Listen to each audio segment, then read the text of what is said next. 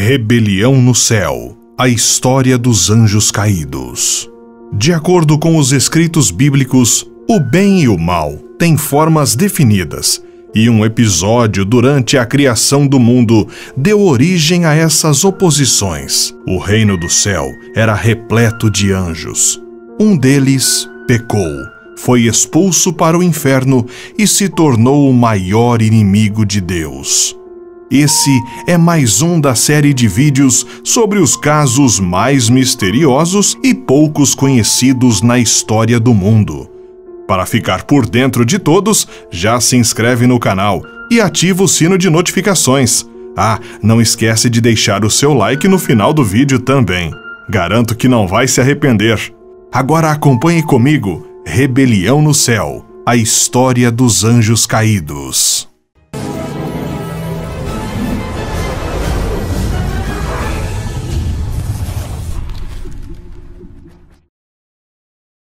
A criação do céu. Segundo a crença cristã, Deus, o detentor do bem, foi o único e supremo criador de todo o mundo. E os detalhes dessa criação estão descritos no livro de Gênesis, como presente nesse trecho. No princípio, Deus criou o céu e a terra era sem forma e vazia, e havia trevas sobre a face do abismo. E o Espírito de Deus se movia sobre a face das águas. Alguns estudiosos defendem que os anjos foram criados logo no primeiro dia após a criação do céu e antes da criação da terra. Outros acreditam que eles foram criados ao final do segundo dia, depois da criação do dia e da noite. Não se sabe ao certo. Também não se sabe qual foi o processo de criação ou origem dos anjos, mas que eles seriam incontáveis mensageiros, guerreiros e servos de Deus. Os anjos. Acredita-se que os anjos fazem a ponte entre Deus e os homens.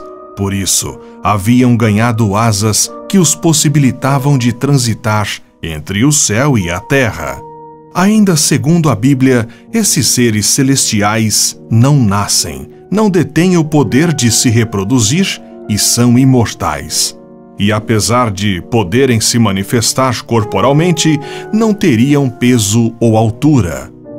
No século XIII, o frade e teólogo São Tomás de Aquino classificou os anjos em 3 esferas, determinando suas características e funções no livro Summa Theologia, escrito entre 1265 e 1273. Segundo o teólogo, a primeira esfera seria composta pelos anjos mais próximos de Deus. Entre eles estariam os serafins, anjos mais velhos e mais puros, os querubins, seres alados com uma cabeça de leão, uma de touro, uma de águia e uma de homem, e os tronos, jovens, bonitos e amantes da música. Na segunda esfera, estariam aqueles que executariam de fato as ordens divinas. Entre eles, os domínios, os anjos mais antigos, que decidem o que deve ser feito para a ordem de Deus ser cumprida. Os virtudes, que fazem milagres entre os humanos e têm poder sobre as forças da natureza. E os potestades, com grande poder de concentração e cuidadores dos animais e dos 4 elementos. E na terceira esfera estariam os mais próximos dos humanos, entre eles, os principados, que dão avisos a governantes, os arcanjos, encarregados por missões extraordinárias, e os anjos da guarda, que cuidariam de cada ser humano. Em meio a esses anjos, ainda segundo as escrituras bíblicas, estaria Lúcifer. Lúcifer era um anjo que impressionava por sua beleza e pertencia ao alto escalão do céu. A ideia mais aceita é que ele era um querubim na hierarquia angelical, com poderes indescritíveis e responsáveis pela proteção da santidade de Deus. Em hebraico, a palavra Lúcifer quer dizer estrela da manhã, Ele era retratado nas Escrituras sendo cheio de sabedoria e perfeito em beleza. Não se sabe como foi iniciada essa ideia, o chamado pecado nas Escrituras cristãs, mas acredita-se que Lúcifer se deixou levar por sua aparência e alta posição na hierarquia do céu, e por orgulho decidiu rebelar-se. A verdadeira vontade de Lúcifer era tomar o lugar de Deus e todos seus poderes, como presente no trecho da Bíblia. E tu dizias no teu coração: eu subirei ao céu, acima das estrelas de Deus, exaltarei o meu trono, e no monte da congregação me assentarei, aos lados do norte. Subirei sobre as alturas das nuvens, e serei semelhante ao Altíssimo. Dominado por sua ideia, Lúcifer convenceu cerca de 1/3 dos anjos a apoiá-lo. Foi então que a batalha nos céus começou. A batalha no céu. Para enfrentar o confronto pelo paraíso, segundo as Escrituras cristãs, Lúcifer teria se transformado em um terrível dragão. Grande, vermelho, com 7 cabeças, 10 chifres e nas cabeças 7 diademas. A sua cauda arrastava a 1/3 parte das estrelas do céu, as quais lançou para a terra, fazendo alusão aos anjos corrompidos que caíram junto a Lúcifer. É possível que muitos deles fossem da classe Tronos, os amantes da música, pertencentes à primeira esfera. Do outro lado do confronto estavam os anjos defensores de Deus, liderados pelo arcanjo Miguel. Miguel é representado como um guerreiro, como uma lança, uma espada flamejante ou um escudo com a frase "Quem é como Deus?". Acredita-se que Miguel teria feito essa pergunta a Lúcifer, já que ele se considerava maior ou igual a Deus.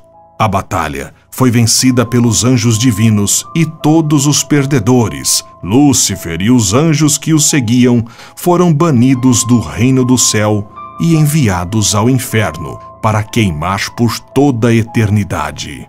Ainda como forma de punição divina, Lúcifer se transformou em uma criatura horrenda, conhecido também como Satã.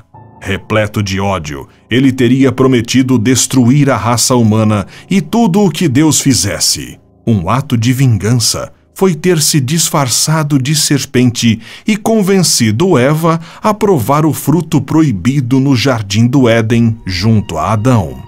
Os dois foram expulsos do paraíso por isso. O julgamento.